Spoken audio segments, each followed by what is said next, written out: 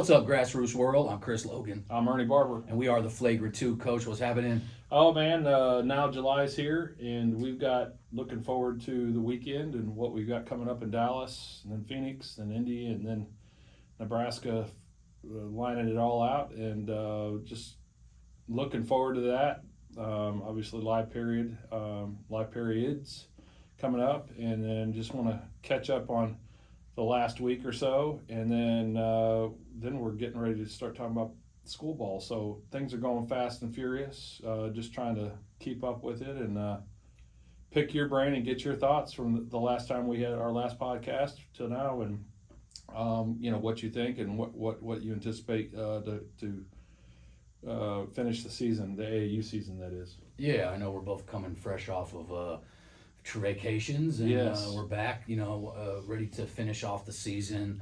Like you said, for July, since we last shot an episode, I definitely was at the UCO camp, which, to me is one of the bigger camps in state. That camp was huge. Yeah, we talked about it, 105 teams. It was Unbelievable. massive amount of teams all over the place. Great camp, though, great competition.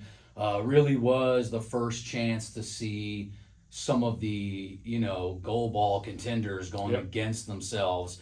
Now, missing some pieces here and there, which will matter. Yes, it will. You don't want to read too deep into it. There were Correct. some great wins by some teams, but also with some, key guys missing. You get a flavor of how individual players or how much they've improved over the springtime. For sure. And then going into For summer, sure. so. And matchups like Weatherford and Owasso Yeah. played, that could be a matchup that you see at the TOC in December Yep. when they're full strength and in prime midseason form. So, I know I'd be looking forward to seeing that matchup again. But, some games like that went on. The team that continues to surprise me is the Norman Tigers. I feel like they have, if you were just doing a power ranking off of the summer league or the month of June, they'd be at the top. They won that UCO camp. I'm not sure they lost a game the whole week, and so they play at a high level. Yeah. Bo Billingsley, I said it on X or Twitter, is playing as well as anybody in the state right now. The 2026 point guard. Yep. Plays for Southern Assault down in the DFW area on his club team. Has just been, outstanding. Just really coming into his own. Always been a good player, but really has elevated to that next level. Picked up quite a few Division II offers. Where his ceiling is, it's moving. Yeah. Wherever you had him pegged, he could sneak in there, into a low major or something like that. Being that he's only a junior, hasn't even started the season yet. Yeah, I could certainly see him slipping into that low major rank. I'll say this: he's a calming force for Norman. You and I, when we watched him in the OC tournament, I liked what I saw there. Even though the guys just getting back together, there was some rust in terms of team wise, but it to be expected. But it doesn't surprise me that they ended up winning the UCO tournament, which is with 105 teams that's a big statement, quite honestly. Yeah. But he's got so many facets of his game that I really like. I think he's very calm. He keeps his head. He never gets too emotional. The big games don't. He doesn't take a different approach to the big games to anything else. Yeah. He's always, which is what you want in a point guard type of player. And then he's got the skills to go with it. So I look for him to, especially being a 2026 kid, he's going to be. I'm not putting your rankings out. You know that better than I do, but I would highly anticipate him for the 2026 class to be in that top 5 or 6 easy, probably. Well, yeah. I seen another ranking. He was like 30. That just can't. That's ridiculous. That's ridiculous. I don't know what you're watching if you think that. But that needs to be said too. But at the same time, I think that they are a good mix of. They're guard-heavy team like most in Oklahoma. I think that they do have a big guy in Isaiah Amos. We've talked about him quite a bit. He brings a little, the rebounding, and he's got good footwork and does some post stuff for them. But I think that a kid that I have mentioned on here, Gideon Holt, who's an incoming junior as well, Yep. has done a great job for them of spacing the floor, knocking down open threes. So Gotta have that. on those drive and kicks, which Bo is excellent at getting Correct. into the paint touches. Yep. It's that kick out and giving a consistent perimeter shooter, which Gideon Holt was at UCO camp. I want to say he hit at least 3 threes in every game. I saw him, and that right there alone That's gonna change is him. spacing. And then you have your guards, your downhill attackers in Montrell Combs Pierce, your utility forward in BJ Randall, who's Yes. about 6'3", but kind of does a little bit of everything. Yep. And then you got guys like Attic Sanders. They've got some guys. They buy into the roles and they're doing them well, and that's the one thing Coach Cole always does. Yeah. I mean, we say we don't want to put too much into Yeah. the summer of what it will do in the regular season, but they look primed to be a team Yep. in the contention for state and gold ball, in a team that most people wouldn't have had there. Correct.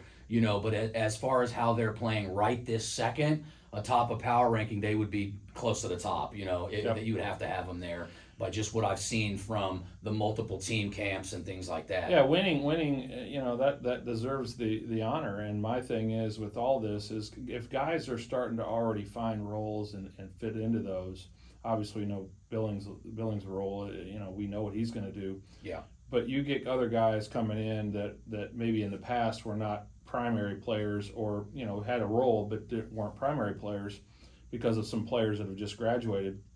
If they're already buying into certain roles and executing on those roles in summer ball, when you get to play and practice every day, that's a good sign. That's really good sign. No doubt about it. I think that in the case of like Montrell Combs Pierce, I thought in the playoffs, he really kind of upped his game and took it to the next level, provided a lot of spark and energy for them. And that's what he does. He doesn't have to score a bunch of points. Yep. It's the energy and defensive effort that he brings that gives guys fits and can turn the ball over. Bo gets out. Bo is a great game manager, great facilitator, real strong, can score, takes a lot of contact, still finishes through it, can shoot the 3 ball. A very good point guard in that class, which, by the way, looks like I was onto something. That class, I said maybe 2 years ago, was really good. Mm-hmm. With Amari Barrett picked up a Division I offer last night. I was just getting ready to bring him up from UTA. So I just want to say that Millwood backcourt, both of them have Division I offers in him and Isaiah Wilkes. Yep. But you start going down the list, there's a lot of guys with D1 offers in that class already, and I expect quite a few more. I think there's some other guys in that class. I mean, Phoenix Woodson is sitting there. Miles Flemings is sitting there. These are guys, Julius Wilson, these are guys that are probably most likely going to pick up Division I offers at some point in their high school career, giving you, maybe the most guys with D1 offers in quite a bit if you go back to maybe the 2021 class or something like that. Yeah, we have to look back during at some the of COVID classes. era. I think you'd have to go back, and I was just talking to a D1 coach earlier today regarding the moratorium or the COVID years, right? And now that we're kind of out of that with the 2025, so you're seeing more recruiting at the high school level with Division I and Division II schools, but the 2026 is going to be and that's why you're already seeing some of those D1 offers go to the 2026. And I'm not here to burst anybody's bubble. And it's not that the 2026 class isn't real talented. It is very, very talented in the state of Oklahoma, and you've made that very clear years back. Yeah. But I would also say that you've had years past prior to the 2026 that had good talent, but they were still caught in those COVID years. And, Absolutely. And then they didn't recruit some of the high school kids as much. It doesn't mean that the kids weren't as good, but it just means that 2026 class is in the right place at the right time, and there's a lot of talent to your point. And 2026 class is loaded with some really talented guards. You named just a couple of them. I was going to bring up Amari Barrett because you mentioned playing defense and hustling and doing all those things. Him getting a D1 offer, so shout out to him. That's the first of many, I'm sure. So he's shown you that with intangibles and the desire to play on the defensive end as hard as you do the offensive end, that can translate to offers at a high level. When it's a great message. When most people are looking at the flash and dash of offense and scoring and this, that, and the other, and they equate that to what level you may be, he has proven to you that being a solid player and doing excelling in your role Yep. is what really ultimately makes you the player that Correct. you need to be at that next level. And we knew it.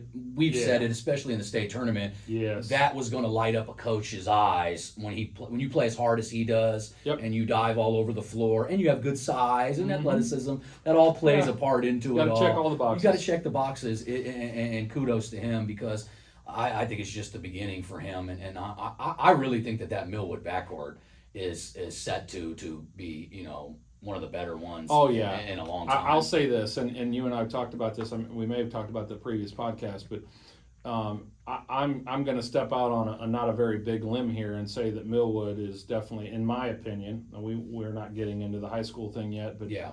certainly a favorite for their Yeah, class. I mean, I think they've got to be there's your a doubt. I think they've got to be your preseason. We've mentioned it. Yeah. Cassia Hall, the young guns are going True. to be right on their tail. Yes. But speaking of Millwood, they have an addition of Jonathan Van Buren, who is a 2026 as well from Edmond North, who actually played really well in the UCO camp with North. He has moved Yeah. now to Millwood, Yep. giving Millwood another guard who's Depth. built like a tight end. I mean, this is a strong, physical, athletic kid who can do some things in the paint for them Yep. that they necessarily haven't had. Now, they did add Corey Holman from Douglas, and we've talked about him. He'll be huge for them because he allows them to play in a half court Yes. where they're a up and down team. He gives them an opportunity when they need to get a bucket out of a timeout or something like Yeah. that. Slow the game down, dump it it's- down low, and let them get a bucket. It allows them to play any style of play and have Yeah. an answer for it. So I mean, anybody, you need to be able to play in a half court set. Yeah. To especially if you want to win state titles anymore, because the game will get slowed down Yeah. if you don't have that style in your back pocket, and obviously having him gives them that ability. So. Yeah, and I think with Millwood, it's that we've always talked about Coach Dorian Williams, the team. Yep. They're defensive, the way that they play. That mindset. Yeah, Van Buren gives them another versatile guard who can Yeah. guard bigger guys. Yep. I mean, he can potentially guard Yeah. a 1 through 5 because Correct. of his strength and Yes. size. So that will give them. You're not going to move him. No. So that will give them some versatility. I believe that they're probably your preseason favorite in 3A. Definitely. Without going too far into it, I Yeah. like what they did. They weren't even in the UCO camp. Did watch them the week prior they had their own team camp and saw them at OSU. So what other teams would you say stuck out to you? I know you mentioned Norman and Millwood. What? Give me some other thoughts. I liked Edmond North a lot. Yeah, I heard. I got some feedback from that. Obviously, I've got one of the kids on that squad, but Yeah. give me your thoughts there. I'd like to hear. Yeah, I thought that they're a good mix of guys. Now Logan Nall was out for that camp. Yep. So I would like to have seen the full package. Yeah. And they also have a kid, Dominique Stevens Jr. was out, and Yeah. Zayden Best played in one game. He's moved over from Santa Fe. I really do like him. He's a senior guard. He was out for every game but the first one. He did play, mess his neck up a little bit. He'll be Yeah. fine. I think he's going to be a huge part for them. But you can't start to talk about Edmond North unless you talk about the freshman phenom, Jarrell Copeland, 2028. Yes. Lefty, 6'4.5". I've said it, he'll be a household name in the state of Oklahoma. He's a silky smooth forward wing who, I mean, really a shooting guard probably. In the college game, he's probably going to project it as a shooting guard. He could play wing and defend anybody on the wing. But with him, what you like about him at a young age is he's a kid that plays basketball the right way. He does not force stuff. Like a lot of these guys, when they come out of middle school and they're highly touted, Yep. they immediately think, Yep. I'm going to jack up every shot I get. And it just looks like he lets the game come to him.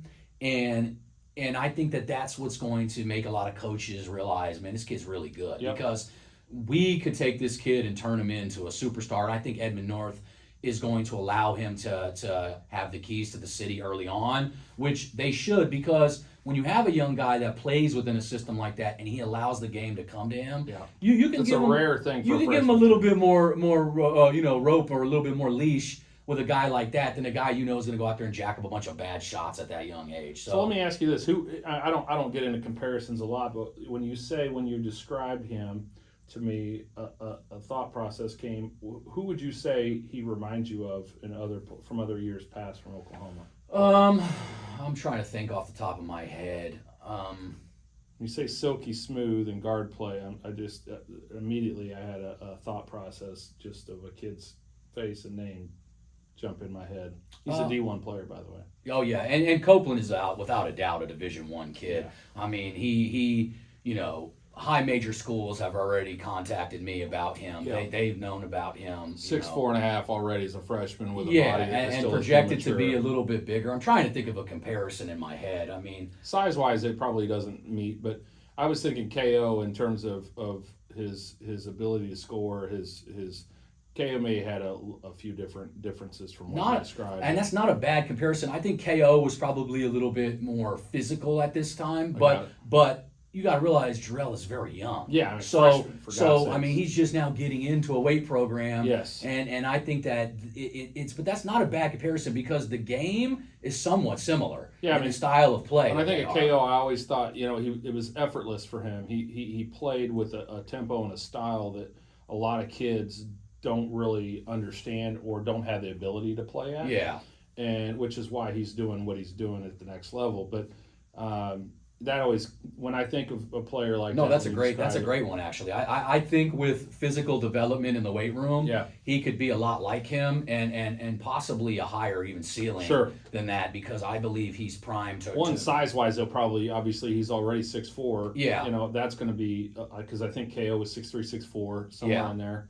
But if he grows another couple inches, that's you're talking power 5 right out of the gate. Yeah, coming out of high school. You talk about him getting into 6'6", 6'7". If he gets into that range, I mean the ceiling is unlimited. Yeah, we're including- talking blue blood type power 5. And yes, with possibly a career in the professionals after that. I mean, it's early, and we don't want to Yep. get too much on that. But yes, he does have the blueprint and the makings of a guy like that. So it'll be interesting to see how he handles the rigors of 6A Yeah. on a night in, night out basis. That's good for him. I always say this, and a lot of people don't. They think of the quote unquote big school bias, but when you're playing in 6A basketball, and especially some districts are tougher than others depending on every year they change. Yeah. The high school portal, as they call it, is will kind of decide where the power is and where it's not. But when you look at that and you're paying, and let's go back to like the COAC prior to the districts.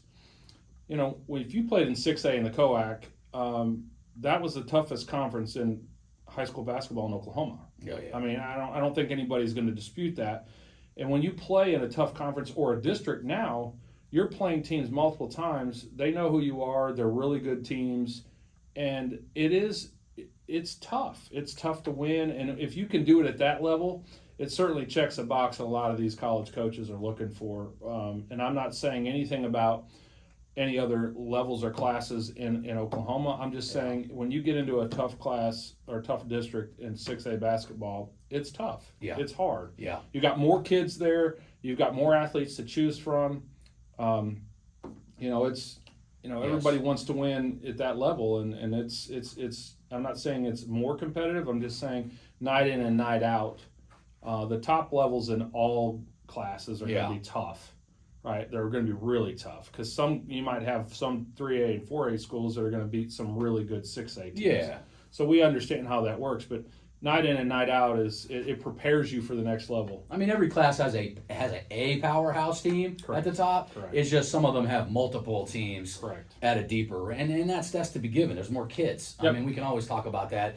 The 6A, 5A, there's more kids to choose from in their pool. There's usually deeper amounts of athletes when it gets into your 10th, 11th, 12th man is Correct. probably a high level athlete. Doesn't mean they're more skilled. Correct. High level athletes. So there is that little bit of a And difference. it compounds too over the course of a season. Some guys, if you're playing better players and deeper teams throughout the season, your body breaks down. It compounds throughout the season, so it does make it difficult. And back to Edmund North, Jarrell is going to be a large piece and will be a prime guy in that class. That class, and I'll go out It's a on loaded class. Yeah, I'll go out on a limb already and tell you that I've already said it a couple months back. I think I said it in December. That 28 class kind of mirrors the 26 class, where I believe it's going to have a lot of Division I level recruits. Yep. Time will tell. We'll see if I'm right down the line. But I like a lot of those kids. But back to Edmund North, it isn't just Jarrell. The fact that they have what only 2 other teams in the state have, and when that's a 6'10" center. Correct. And Jake Weaver, Yep. who's very skilled, Yep. can pass the ball, so you can run your offense through him. Yeah, his as passing well. ability is exceptional. I mean, I It think is. that really is his strong point. Yep. But uses both hands well around the basket, Yep. has the hook shoulder over either shoulder. Yep. Can shoot it from Yep. the perimeter, does some nice things, can run the floor. So he gives them an element that maybe Owasso has, and maybe a few other teams where you have a guy that big Yep. who can clog the paint up and do some other things. But with him, like I said, and you said, you can run your offense out of him in the high post. Yep. You can do some different things with him kicking it out. He to the gives you shooters. versatility. He does a lot of things that a lot of guys nowadays don't. He has some of those intangible skills that you don't see in a lot of big men. No, and then you got Logan Nall, who wasn't playing, who Yeah. will be your kind of do it all type guy, tough guy, Solid four, does a lot of things well, plays great with his back to the basket, very strong. It plays with high energy. Yep. I mean, he's a guy that Yep. he gets us second and third, shot opportunities. Shots aren't falling. Logan tips balls. He does all the things that coaches will say that they want at the Yeah. next level. We'll see if they back that up. But I will tell you, he's special. He's our leader. Yeah. So Yep, and I think that to round them out, that sophomore point guard Chauncey Cravens to me is the engine of that team, and I think he Yeah. will be. I mean, he's the epitome of a true point guard. But I want to say against Dale, he probably had 28, 30 points. Wow. I mean, was drilling threes from everywhere. He's another one of those a la Maury Barrett dog on defense. Just looks to take the other team's best player. I like pesky, gets underneath you, turns the ball over. Great, great ball handling, great vision, good scorer. I think the mix of him, Jarrell Copeland, Logan Nall, Weaver, Zayden Best, to me, that Edmond North team, they may start off a little slow because they're By the inexperienced end in of the some season, spots.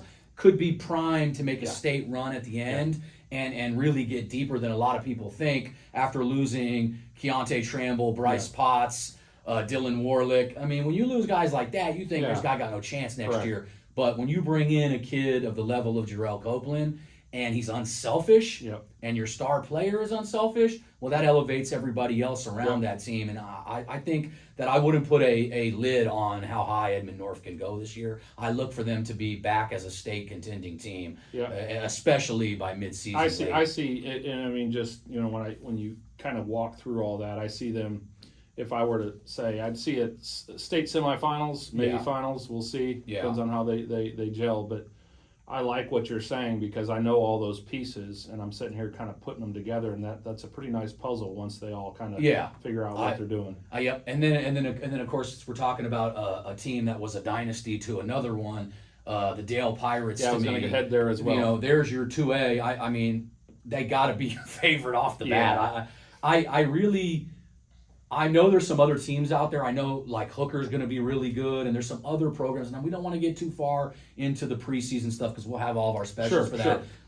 But Dale, there was to lose a guy like Dayton Forsyth, you would think there's a drop off. I didn't see much drop off. No, and the way that they play, their style doesn't change. Correct. So the pieces are still there for at least this next year. I see them. I think being as dominant. I think, and I had this conversation with Easton. He's on our team, and I asked him how things are going. I mean, obviously, when you lose Dayton, and he said, look, Dayton is a once in a lifetime type of player. But what I gathered from the conversation is the ball is just gonna, they relied on Dayton when he wanted to take over, he took over, and he did what he needed to do, and they won basketball games. And that was what it was. Now I think, and what I gather is, it's just going to take every one of the guys just taking a marginal step up, and they're still on the same level. Yeah. Because the system they run and all the things they do, Coach Edmondson has them they're well oiled. Yeah. I mean, I think in Easton's ability to run an offense, I mean, he's got to be one of the faster players from baseline to baseline. I mean, it's noticeable when everybody's watching. They're like, He that can get kid in the paint is quick. anytime. Yeah, he he's can like, get in the paint anytime he wants. He does. He's really good at getting in the paint, and he's. I mean, literally, he's an extension of his dad, the head coach. So he knows how to run that offense. Completely unselfish. Yeah. He knows where everybody's at on the floor. Very, very smart. You know, I can't say enough about him. Yeah. I mean, I've got riches at that position with him and Destin Edwards and but Easton, speaking of Dale, can get paint touches anytime he wants. And here's the other thing too is that his mid-range jumper is really good. Yeah. I sometimes wish he would shoot it more than he does. Yeah. But defensively, he's really quick. He's just I don't know. He's a great point guard, and if coaches at the next level are looking for a true point guard. Oh, he's going to get on somewhere at the next level. You that basketball IQ and that ability to push the ball like he does and get wherever he wants. He's a special kid that's probably undervalued, talked about, but a really good player. And then on top of that, I think that some of their senior leaders. I thought Levi Kelly played excellent at the UCO camp. I mean, he stepped up and showed me what a senior would. And how could you not when you've been around Dayton Forsyth your entire life and that championship pedigree that the Dale guys have? It's that he was knocking down threes, driving to the rim. You had him. You have Traden Chambers down low. I love Traden. I love Chambers' game. I love his game. And he showed the ability to knock down some perimeter threes and that. You have Jet Higdon, who does a lot of their dirty work. Yes. Kind of their utility guy. So you always got to have somebody like that. Yep. And then, of course, Denton Forsyth, who is coming into his own playmaker. Different than his brother. They're a different style of player, but it's effective nonetheless. And I think that he has the ability to... He's good at taking contact and then making plays after the fact. Here's the thing with him, and it's always when you have a kid like Dayton that was just a standout, and I would say this is Denton is probably a little grittier than Dayton was. Yeah, and some of that has to do with just their skill sets. Yes, but I would say this: you're not going to find a kid more competitive than Denton Forsyth. You're not going to find one, and he is skilled. He works with Nate. Shout out to Nate Logan, and that's made a huge impact on his development. But I'll say this: he's learned how to. He stepped right into his brother's role in terms of that dribble penetration and that kind of that scorer mentality. And all the other guys, have all the confidence in the world because they know what their position and what they're able to do. That team is. Yeah, it's almost like you want to say like it's not a shock because it's like when you used to talk about the New England Patriots. It's like it's expected. Yeah, they're the way that they play and the excellence that they control that 2A. And let's be honest, they controlled a lot of bigger classes than that. Correct. They've beaten a lot of teams at higher levels. So you really just can't say, oh well, they're just good in that class.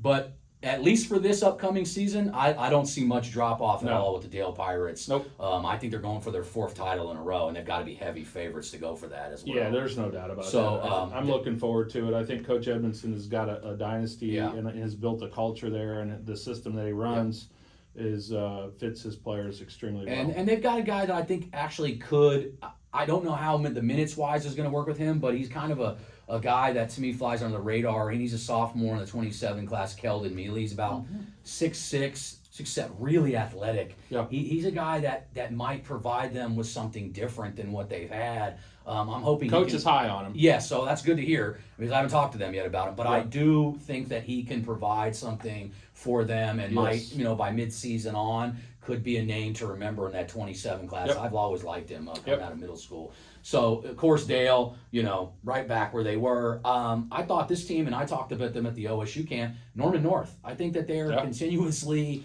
playing very good basketball right now. I thought that Luke Bauman, who we talked about, 6'6", 6'7" guy, that I said all Division II schools should be in on him. He definitely is getting some definite, notice from them and getting some calls and things of that nature. I wouldn't, be surprised if he picks up an offer here pretty soon. But I thought Hezekiah Green was the story for them this past weekend, or I guess that was last weekend. I thought that the 6'5", super ultra athletic guard, combo guard. I just thought he got to the rim whenever he wanted. He was really unstoppable. No one could stop him from getting into the paint. Such a strong, athletic kid. Can shoot the 3 ball. Definitely a next level player in the college game. So I thought that they played really well. We liked them last year. I mean, you and I talked about them the second half of the season last year in high school. Yeah. And I think it's only getting better. I think that's a team, if things gel and everybody starts to find their rhythm and understanding what their roles are, because everybody's got to find a role and find out what the things that they do well and commit to it. But if they do that, that team is in my opinion, a big state contender. Yeah. We'll see what happens. Obviously, we don't know where everyone's going to land. I mean, No. the landscape, the shifting around or whatever players, the power kind of distributes based on where guys go. But I like, you and I've talked about it. Southmore's another one, but that Norman North squad is got a lot of talent on it. Yeah, they're just gritty. I mean, they play the right way. I think. I mean, I would if I was a betting man, I would put money on Norman or Norman North. One of them's getting into to state. Oh yeah. I think you can pencil one of them Norman teams is getting in there no matter what. Yep. Even when people may have thought there was going to be a drop off, the way that they play and the pieces that they have, one of them is getting in, and if both got in, it wouldn't really surprise me. Either. And then that could be said for Edmond as well. When we talk about Edmond Memorial and North, we talked about Edmond Memorial with Franz, Brady Handcuff, Jack Sheriff, Elijah Williams. Like they got a lot of guys that I see stepping up in their senior year and doing some things. And then of course I think the trio of 26s they have in Jack Sheriff and DJ Padula, the youngest Padula. Another Padula. Yeah, Hudson Franz is coming into his own. Hudson Franz is in my opinion a top 5 point guard in the state of Oklahoma. Yeah, athletically, he uses his size and he gets wherever he wants. Correct. He's really good at getting into the mid range and getting off his shots and stuff like that. So, and he's very good at attacking, going downhill. So I like some of the stuff he does. Edmond Memorial, they're going to be really good. I can just tell you that right now. After watching them over the last month or so, they're going to be good. I like them a lot. I'm just rambling through some teams.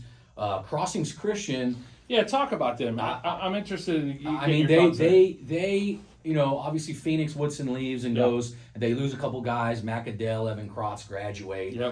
They still have Cam Parker down low doing what he does, where he's a versatile forward, able to step out, hit threes, uses his big body, sets devastating screens, great passer out of the post. But Cal Furnish looks like he was on another level when I saw him. I mean, he's got a bunch of young guys around him, but they can all shoot. So they're able to space. That's the guy you want to be with. So yeah. So he's going to find you. Yeah. Cal's going to find you. But I said they looked in midseason form. They might look better than they did last year, which is hard to wrap your mind around it. And it is early in the spring. Yeah.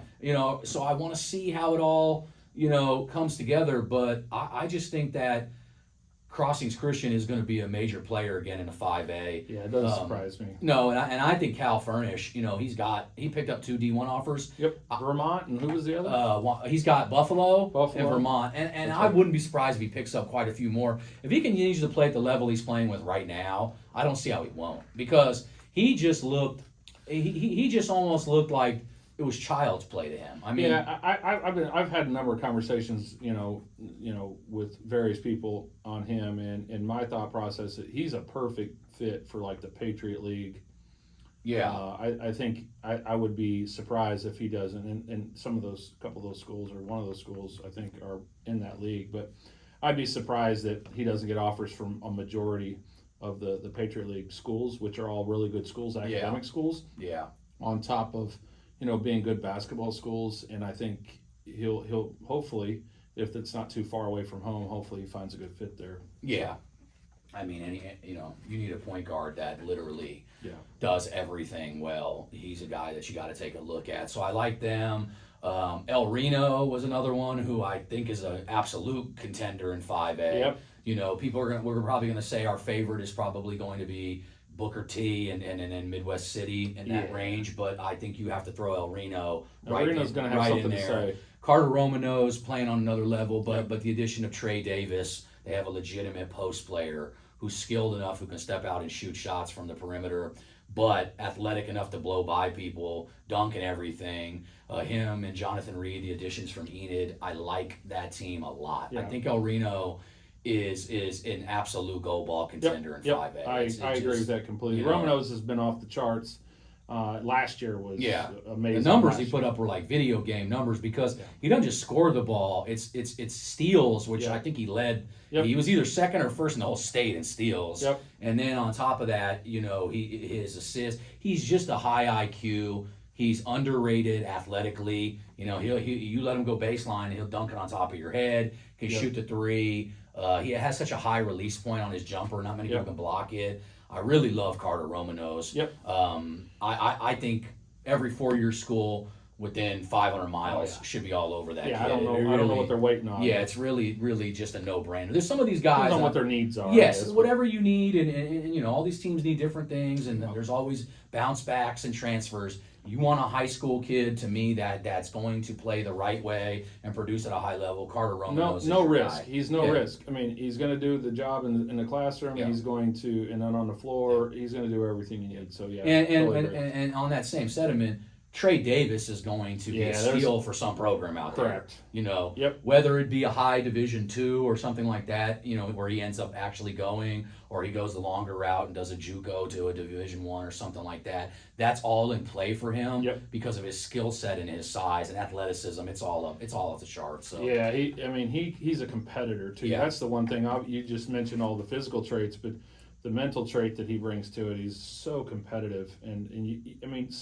Everybody says they're competitive, but this kid, every possession was like, in practice. I had him Yeah. in a couple practices, and I was like, the one thing that stuck out to me, not just his body and all the physical attributes, but his mental attitude was really impressive. Yeah, to me. so that's a lot of the teams. For day one, and I want to cover a couple more.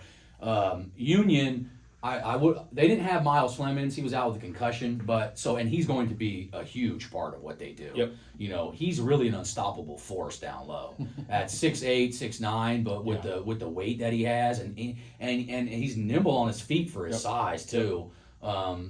A guy like that is just going to be tough to stop down low. Mm-hmm. But the addition of Tristan Driver and Tristan Driver, one of my favorite players to watch.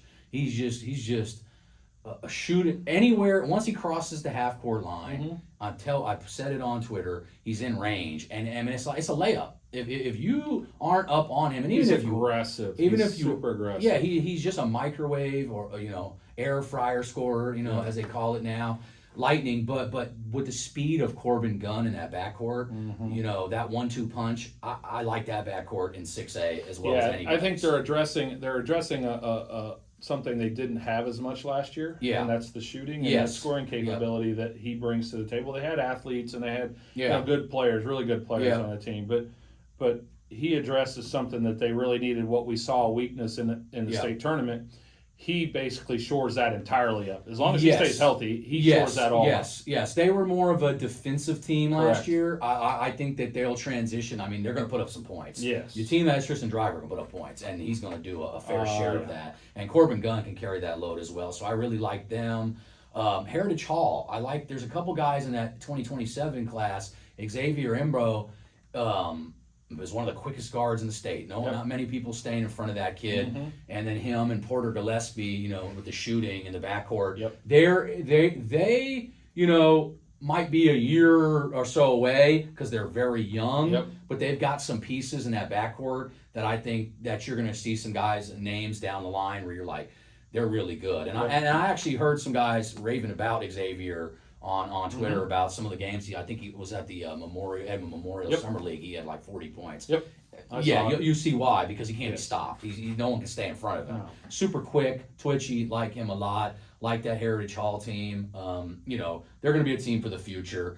I think that's pretty much most of the guys for the first day that I saw. In the second day, which was where a lot of the teams that were playing in that Midwest Showcase, that's where they showed up. Yeah. And you're talking about your powerhouses of Douglas, Weatherford, Owasso, and you're able to see, kind of what they're going to do on their next run for Weatherford getting back to the championship. For Douglas and Owasso, it's can you do a back-to-back? In Douglas's case, it's a three-peat. So. Douglas played only 2 games, I think, in that. They look good, though. They look really good. They played Owasso and they played Edmond Memorial with their actual starters. The trio in the 25 class of Jaden Williams, Landry Ballard, and Devon Scott you're going to be hard pressed Yes. to find three guards as good as that on one team. Yep. And then you throw in Deshaun Ransom and Nakeem House Jr. Defensively, getting rebounds, Yes. the physicality, all Yep, those yep. sorts And, of and, things. and it looked like, and I saw at the end of their bench, they've got a freshman that's like 6'9". Yes. That's Loaded with riches. maybe is a project guy, but like as Still. far as like he might not be ready this season. Block some shots and play some defense. Yes, but he's going to absolutely be able to be a big piece for them going forward. I talked to some of their guys at Douglas. He looks like he's going to be a huge part of them. First name's Chris, and I didn't get his last name yet, and I'll find that out as time We'll goes shout on. you out in the future. Yeah, we'll shout you out. And I mean, this kid is a full grown man. I mean, he's 6'9". not just tall. He's built. I mean, Yeah. he's going to be pushing around yeah. grown men. He's built a lot like Brandon Garrison was at wow. that age. That's Now, impressive. not comparing the game because I haven't No. seen him much, Yeah. but as far as physically Yeah. the way that they look, That changes the game if he's on the floor. I mean, if he has good instincts, which Yeah. I'm sure he does. yeah. You're shot blocking, you're rebounding, you're changing that interior defense Yeah. immediately. But And with that exterior defense that they Yeah. already play, yeah. that's dangerous. That's Yeah. scary, really. Well, and with Douglas is we know how that they like to press people and turn the Yeah. ball over. It's Yep. their style of play. They're very good athletically. Yep. Landry Ballard is just is so clutch at moments of games when you gotta have something happen. Understands the game well. Yeah, whenever the momentum of Douglas needs to be changed, he's usually at that forefront. And then Devon Scott has turned the last year and a half or so into a very clutch shooter down the stretch of games. So when they need a three in a corner and it busts a game open, or they're down one and he hits a big three, he's the guy. Yep. Jaden Williams does everything solid. Yep. Yeah, almost a glue guy, but not a glue guy because he has a chance to He's be more than that. his upside is really high. I've talked to many coaches and over the last week or so that I'm very high on Jaden Williams, very high on those three 2025 kids in that Douglas class. Yeah.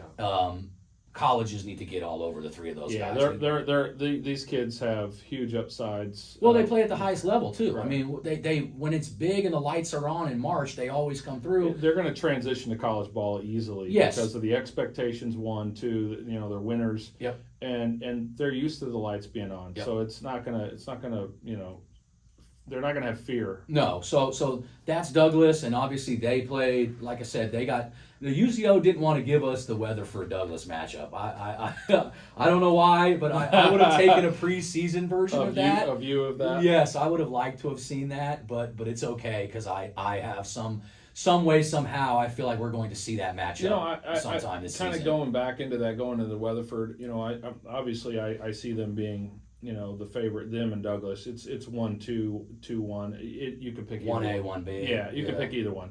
My thing is with and the question mark is, and obviously these are a lot of my players, but the question mark I have, and this is with Nate Rehrman leaving. Nate did so many things for Weatherford. Yeah. Rebounding. He could knock down perimeter jumpers. He was a junkyard dog. He too, could though. do, and he defensively, he was a good defensive player. He was smart. He did a lot of things for them, and then him moving on.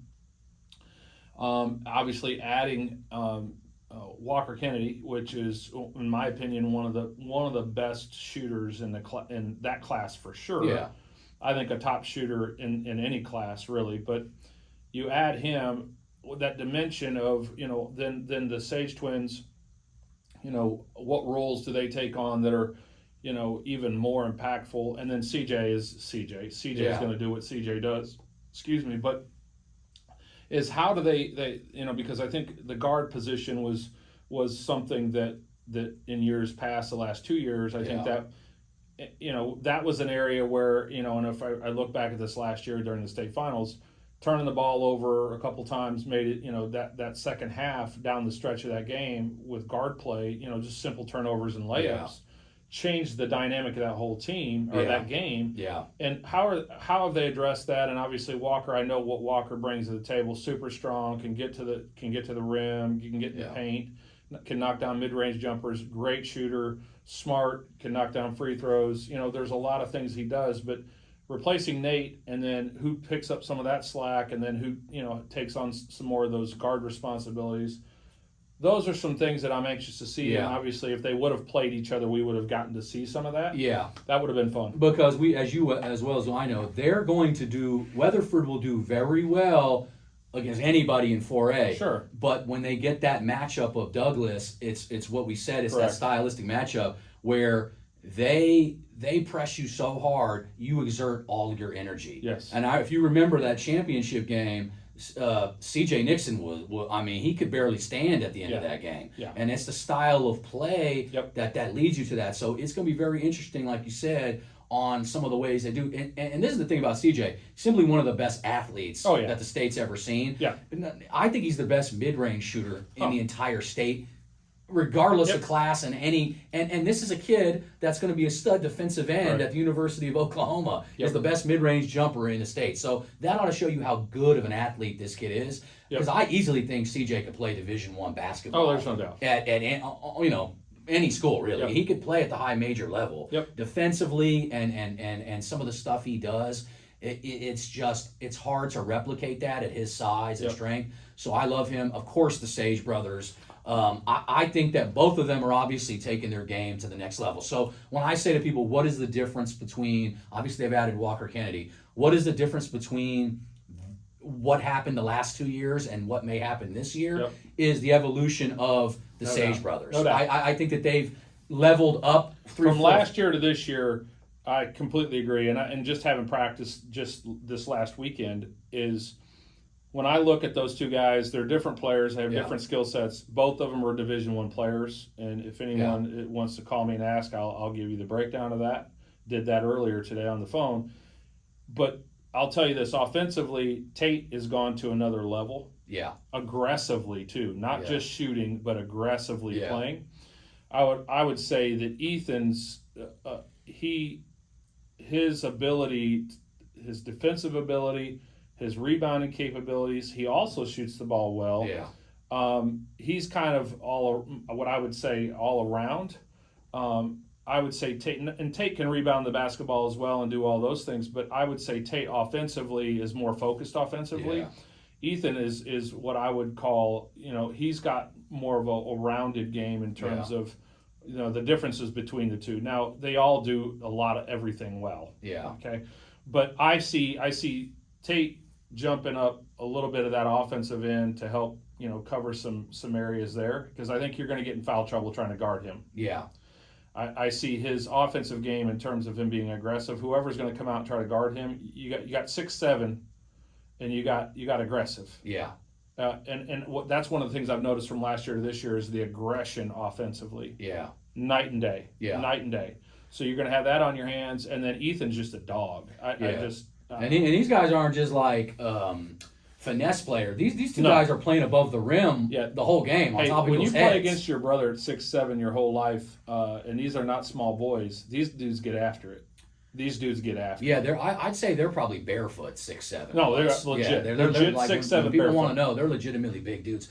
But that gives another advantage to them, and what we talk about certain teams have is that the brother to brother connection, they're able to see over every defense. So that those backdoor plays, those two have that time down perfectly. You're getting dunked on. You're getting, and there will be at least 2 or 3 of those every game. Oh yeah, between CJ and those two, you'll probably have 4 or 5 dunks every game. So big time between that program. I can't wait to see the matchup of Douglas. I don't want to say that it's a foregone conclusion, but we probably think it's going to happen again at some point. It's great basketball. Yeah. You don't lose out on that, whoever wins. If that's not the finals matchup in 4A, it might be a disappointment because we're ready for round 3 of that. Yeah, I know I was ready for round 3 the second that game ended. I would have said, hey, let's do it again. One of the best atmospheres, if you were in person at that game. I was there. And speaking of that, we need to mention that all the games will be at the Big House starting this year. That's right. I was just talking about that. Which is great because if anybody remembers my journey that day to hit all games at one time of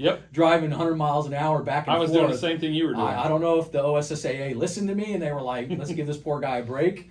But it does make sense. So let's have all of the boys' games in the same building. I know 2A is going to be on the first weekend, and then 3A on will be all. But that way we can experience 5A, 6A, Yes. in the big house, where I believe the atmosphere is a little bit more conducive for high school games. Yep. It's able to sell out. The crowd is right. It's just loud. That Weatherford Douglas game, if you weren't there in person, it's almost hard to explain. Yeah, Special atmosphere. That's the best. I mean, obviously TOC was great atmosphere. I mean, I think everybody understands that. Yeah. I mean, with Owasso and Dale playing down, I mean, that was, and then that wasn't even the championship game. That might have had the better atmosphere Correct. of the both games. But when you look at, that was great atmosphere. The games, all the games were fun and good and competitive for the most part. And then get to that. That was you don't get better basketball than that. No. You don't. No. The matchup was fantastic. The different styles, the up and down, It was back and forth. back and forth. It was because Weatherford had a big lead in Correct, that game correct. early on, and Yep. it looked like, this might be the changing of the guard. They Yep. look like they might be blowing Douglas out. But if you know how Douglas plays, Yes. you knew it was going to turn around. Yeah, and when they started pressuring, and that's when I went back to Landry Ballard. He had like a 10-point spurt in that game Yep. that changed that entire game around. Yep. And then once that happened, the game was over. Devon Scott hits a big shot at the end. That thing was a wrap. Yes. But yeah, we're definitely looking forward to that game. So sure. Weatherford was great. Douglas was great. Owasso did not have Jalen Montnati. He was gone at Nike Elite Camp. Still good Top though. 100. Still one of the best teams in the state. Yeah. I continue to praise Julius Wilson and Bowden Williams Yep. are playing at another level right now. Bowden Williams was on fire in one of the games I saw against Weatherford. He couldn't miss. I mean, he hit threes from 4 or 5 feet behind the line. That helped them get the win. We love Bowden's defensive things, but Julius Wilson to me is really the piece that makes Owasso extremely dangerous now. Obviously, Jalen and Jax, they've got whatever they won their championship with, they're bringing that all back essentially. Mm-hmm. But to add Julius Wilson to the mix, who is a guy that will do whatever you want him to do. He does not care if he scores 20 points a night. He doesn't care about that. He just goes out there and gives it 110% effort. He's a Division I level athlete on the football field and on the basketball court. He's just one of my favorite players to watch because he puts it all on the line to win. He just wants to win. And so you add a guy like that to the defending champ. How do you lose when you have guys like that? With a top 15 kid in the country on their team, you just look at that team. And all the other talent, the Kobe Freemans of the world. Yeah. So they haven't even, Kerr. Owasso, the scary part is, they really haven't even got to play together with all their whole team. Correct. So really, we haven't even got to see what that's going to look like quite yet. Yeah, that's going to be scary. Yeah, so and I know Jalen's got a lot of stuff going on. He's at the Jason Tatum camp right now, so he's getting invited to some elite stuff. Yes, and rightfully so. He deserves it. And it's great for Oklahoma too. Yeah, great kid. So it'll be interesting to see those guys. I did watch Southmore. I got to see them in person. Love Colton Brammer. We always love Colton Brammer. Yeah, Colton's great kid Colton too. Brammer doesn't miss shots when I see him. He seems like he's just he looks laid back when he's playing. Like it's just like the game doesn't speed him up. Yep. He's such a strong kid off 2 feet. Yep. He doesn't get rattled. An excellent shooter. A point guard that in the 26 class I absolutely would have on my radar. Yeah. For next 4-year school should be watching 100%. that kid and I be mean, all over him. D2's all over, and I would even think, obviously being 2026, he's got another year. I could see, low major D1s, get interested in him and start. Yeah. And I think right at this second, he's a Division II kid. Right. Yeah. Right this second, where he'll be at Correct. that level, He'll develop. He'll continue to develop, and he has a chance to get into that level just because of his size, strength, and shooting. And the ability. year too, being 2026. And with him, what he's gotten better at noticeably is on the defensive end. Yes. So I think that him playing in the Team Griffin in the 16U, he was able to go against some high caliber athletes and work on some of his footwork and some of his angles and things like that. And that's where he'll need to continue to work on his game to level up and get to where he ultimately wants to get to. And you made a great point there, and I'll say this and I'll let you continue, is that, the best way to level up if your guys are sophomores or juniors, I would say definitely the sophomores, is the best way to level up is on the defensive end, right? Getting stronger and then leveling up is because a lot of guys can shoot the ball, score the basketball, but not everybody is a two-way player. And if you want to level up, the best way to do that is work on your instincts and then obviously footwork and getting stronger, because that'll allow you to be a better defensive player. 100%, and I think that's right on the nail on the head. And I just wanted to shout out the last couple kids from day 2 that I Yep. saw. Obviously, Southmore had a couple more guys. Josiah Ankara and Jasper Chavis, the 27s, were very good. And I said it on Twitter the other day. Jasper is a wing who's like a pogo stick. He's so fast up and down. He plays well around the rim, but he's adding a consistent 3-point shot to his game. Nice. And I think that is only going to help Southmore in the long run, but also help him because defensively, that's where he's really good. Long wingspan, super quick jumper. I like him. Obviously, Joey Folsom. We love Joey. Joey Ball. I mean, he got his own name for how he plays. That ought to tell you something right there. But Joey adds to them, and potentially they're about to add somebody really good. So we won't say that here. Yeah. We'll let that work its way out. Yes, but sir. Southmore is coming. They've been coming. We've been saying it. I think they're coming really hard this year. I think that's definitely a possible state contending team. And who knows, so we'll see where they go. Totally agree. Tulsa Memorial, I wanted to shout out Jalil Cotton. He's a senior forward, 6'5", 6'6". I really have always loved him athletically. He's a kid that, alley-oop, runs the floor well, rim runner. But I think he's really worked on his outside game, and I think that it's going to really help him slide into. If I'm a Division II school, I'm taking a look at Jalil Cotton. Absolutely every JUCO in Oklahoma should be on that kid for sure. It's also Memorial. I thought that they played very well. They've got a kid, 2026 Fabian Harris, who's a kid I love, can shoot the lights out from the perimeter. One of the gifted scorers in the state. So I really like that Tulsa Memorial team. They will make a net. They always are good. Yes. They will be up there at the end of the season. I like them. Of course, Carter Coleman from OCA. Yep. I mean, we talked about him last time. We talked about, he's got to be at least 6'7" plus in barefoot right now. Yep. And was he 14 years old? Yeah, he's 14 years old. And knowing the family and past history with him, when they took him to the doctor and the growth plates and all that, they said he could end up being 7 foot tall. Yeah, and I talked to his daddy. I think he said he thinks he'll probably be like in a 6'9", but that's fine. Yeah. He's good size right now. Yeah. But with him and his ability to have guard skills at a young age, he does well with the ball off the dribble. I mean, I was watching him the other day. He was crossing people over, gets to the rim at will. Yep. What you like about him... He got guard skills when he was younger, and shot up. Yeah. And that always helps. Yes. But what you like about him is defensively, he's a shot block specialist. Like, he's a kid that... Aggressive defensively. He might average 4 or 5 blocks a game just because of the way he plays. Yep. Specifically if he plays at that level. I mean, I think OCA is in Class A now. He's going to destroy dominate that if that's where, He's going to probably set all kinds of records because I don't see many people stopping him. Nope. Teams will scheme against him, of course, but he has all the makings to be a superstar player. Him and Jarrell Copeland, David Douglas from Grind Prep, just off the top of my head, there's a bunch more guys. Rodney Washington out of McAllister is one of the most athletic kids in the state.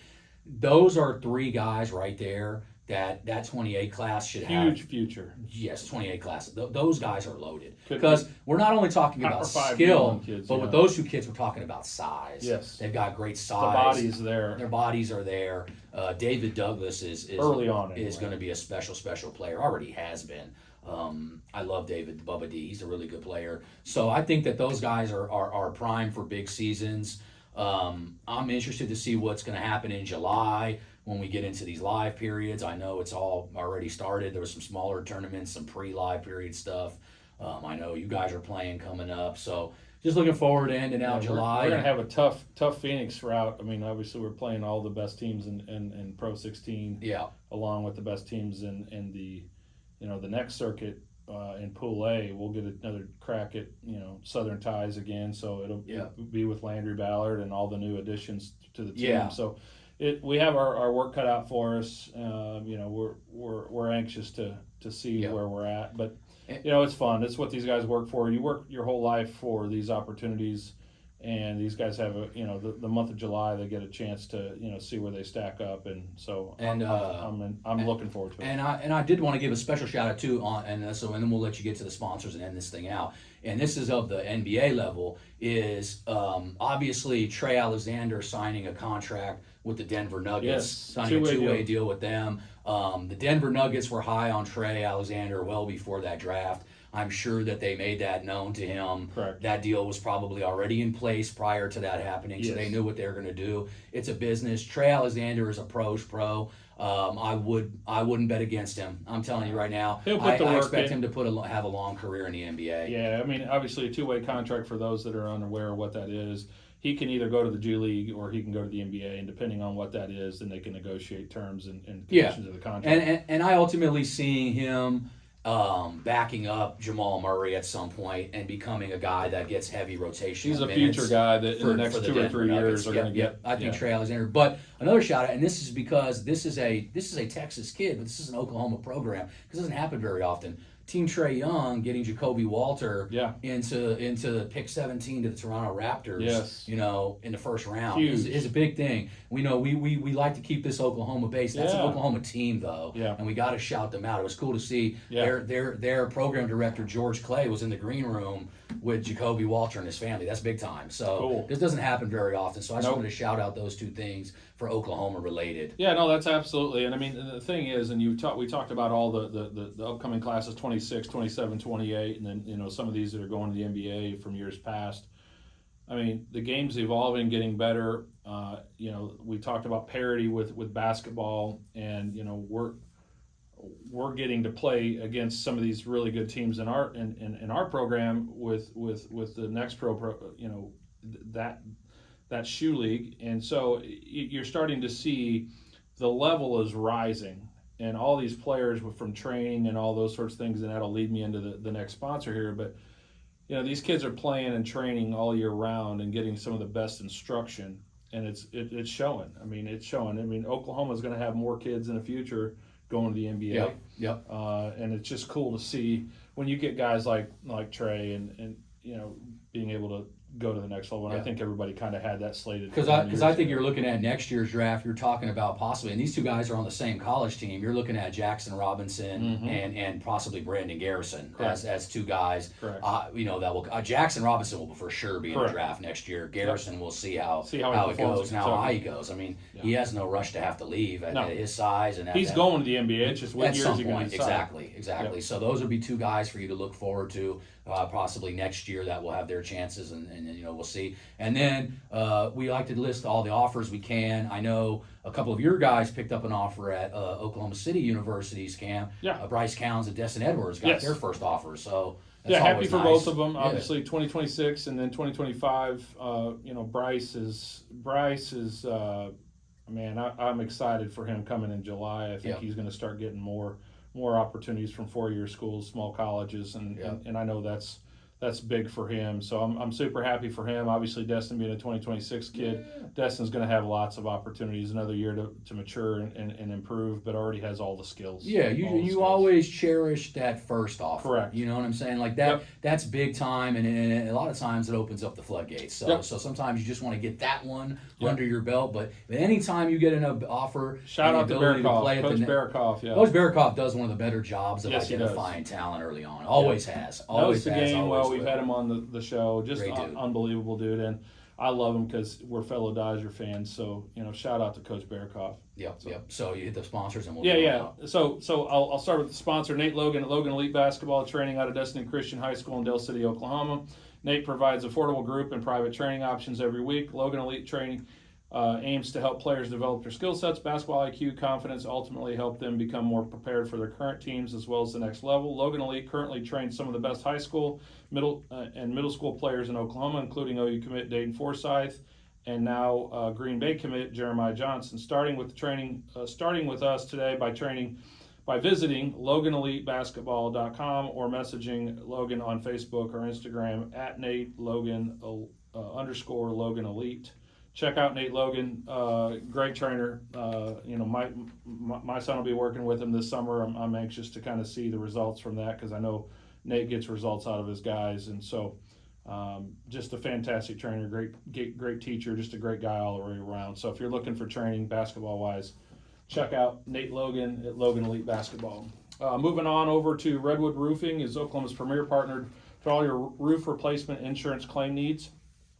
In our many years of serving Oklahomans, we found that the vast majority of homes in Oklahoma have already existing hail damage their owners are unaware of. More importantly, most homeowners don't realize that when their roof reaches 10 years old, your insurance policy has a built-in trigger that significantly reduces the amount of the insurance will pay to replace it. In many cases, this can cost you in excess of 10 grand out of pocket to ever get a new one. At Redwood, we make it our mission to inform, protect hardworking Oklahomans from their devastating insurance trap. On the west side of the state, call or text former OU great, football great Caleb Kelly at 559-326-4019, or on the east side of the state, call or text Oklahoma Prep Hoops guru Paul Harvey at 918-698-1280. You can also visit our website at www.redwoodok.com, and one of our team will simply text you photos of your roof.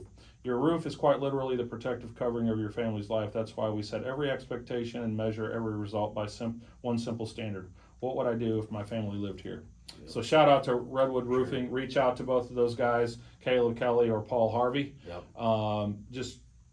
We really appreciate the sponsorship, and it's been fantastic. I hope it's been good for them as well. So if you have roofing needs, please reach out to Redwood Roofing and check out www.redwoodok.com. So.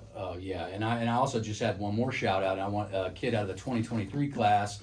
My former men's league teammate, CJ Smith of PC North, is joining the Oklahoma State basketball program. So for walk on. Yeah, congrats to CJ. Yeah. They're going to do some well things with him and get him, built up and strong and get him ready to go. So NIL money, all kinds of stuff going on at Power 5. Proud of that kid for congrats, all he's done, CJ. man. Yeah, he's deserving of it. So cool with him. And if you guys want to sponsor, donate to the podcast, reach out to me or Coach. Yes. Don't forget to like and subscribe to us on YouTube, Instagram, Twitter. Don't forget to follow Okie Ball. Stay up to date with us. We're going to be following through June. Monitor what Coach is doing. I'm going to monitor what everybody's doing like I always do. Keep track of what's going on all over the country and the state. Big July coming up. Yep, we're out, Oklahoma.